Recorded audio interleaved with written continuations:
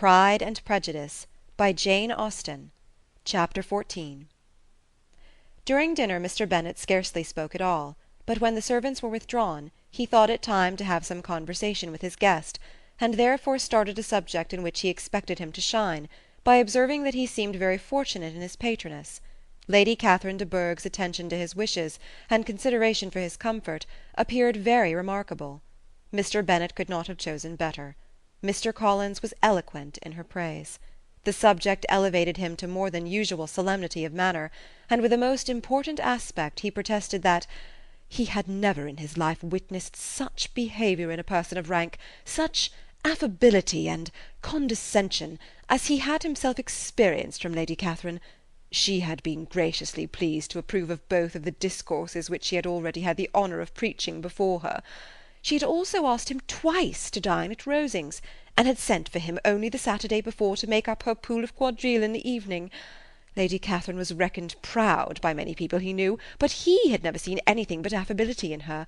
She had always spoken to him as she would to any other gentleman. She made not the smallest objection to his joining in the society of the neighbourhood, nor to his leaving the parish occasionally for a week or two, to visit his relations. She had even condescended to advise him to marry as soon as he could, provided he chose with discretion, and had once paid him a visit in his humble parsonage, where she had perfectly approved all the alterations he had been making, and had even vouchsafed to suggest some herself, some shelves in the closet upstairs. "That is all very proper and civil, I am sure," said Mrs. Bennet, "and I dare say she is a very agreeable woman. It is a pity that great ladies in general are not more like her. Does she live near you, sir?" "The garden in which stands my humble abode is separated only by a lane from Rosings Park, her ladyship's residence." "I think you said she was a widow, sir. Has she any family?" "She has only one daughter, the heiress of Rosings, and of very extensive property." "Ah," said Mrs. Bennet, shaking her head, "then she is better off than many girls. And what sort of young lady is she? Is she handsome?" "She is a most charming young lady indeed. Lady Catherine herself says that, in point of true beauty, Miss de Bourgh is far superior to the handsomest of her sex, because there is that in her features which marks the young lady of distinguished birth. She is unfortunately of a sickly constitution, which has prevented her from making that progress in many accomplishments which she could not have otherwise failed of, as I am informed by the lady who superintended her education, and who still resides with them. But she is perfectly amiable, and often condescends to drive by my humble abode in her little phaeton and ponies." "Has she been presented? I do not remember her name among the ladies at court." "Her indifferent state of health unhappily prevents her being in town, and by that means, as I told Lady Catherine one day, has deprived the British court of its brightest ornament. Her ladyship seemed pleased with the idea, and you may imagine that I am happy on every occasion to offer those little delicate compliments which are always acceptable to ladies. I have more than once observed to Lady Catherine that her charming daughter seemed born to be a duchess, and that the most elevated rank, instead of giving her consequence, would be adorned by her. These are the kind of little things which please her ladyship, and it is a sort of attention which I conceive myself peculiarly bound to pay." "You judge very properly," said Mr. Bennet, "and it is happy for you that you possess the talent of flattering with delicacy.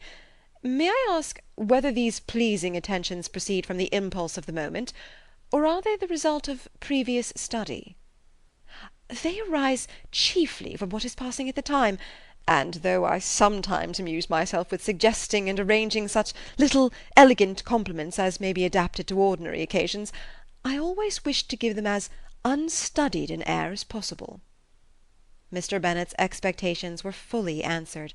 His cousin was as absurd as he had hoped, and he listened to him with the keenest enjoyment, maintaining at the same time the most resolute composure of countenance, and, except in an occasional glance at Elizabeth, requiring no partner in his pleasure. By tea-time, however, the dose had been enough, and Mr. Bennet was glad to take his guest into the drawing-room again, and when tea was over, glad to invite him to read aloud to the ladies. Mr. Collins readily assented, and a book was produced, but on beholding it, for everything announced it to be from a circulating library, he started back, and, begging pardon, protested that he never read novels. Kitty stared at him, and Lydia exclaimed. Other books were produced, and after some deliberation he chose Fordyce's Sermons. Lydia gaped as he opened the volume, and before he had, with very monotonous solemnity, read 3 pages, she interrupted him with, "Do you know, mamma, that my uncle Phillips talks of turning away Richard, and if he does, Colonel Forster will hire him.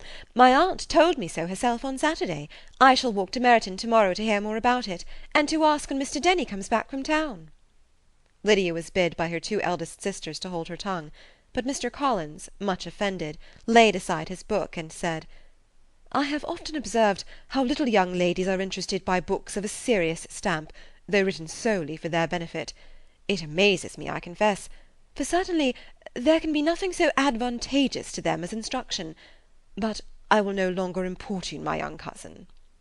Then, turning to Mr. Bennet, he offered himself as his antagonist at backgammon. Mr. Bennet accepted the challenge, observing that he acted very wisely in leaving the girls to their own trifling amusements. Mrs. Bennet and her daughters apologized most civilly for Lydia's interruption, and promised that it should not occur again, if he would resume his book. But Mr. Collins, after assuring them that he bore his young cousin no ill will, and should never resent her behaviour as any affront, seated himself at another table with Mr. Bennet, and prepared for backgammon.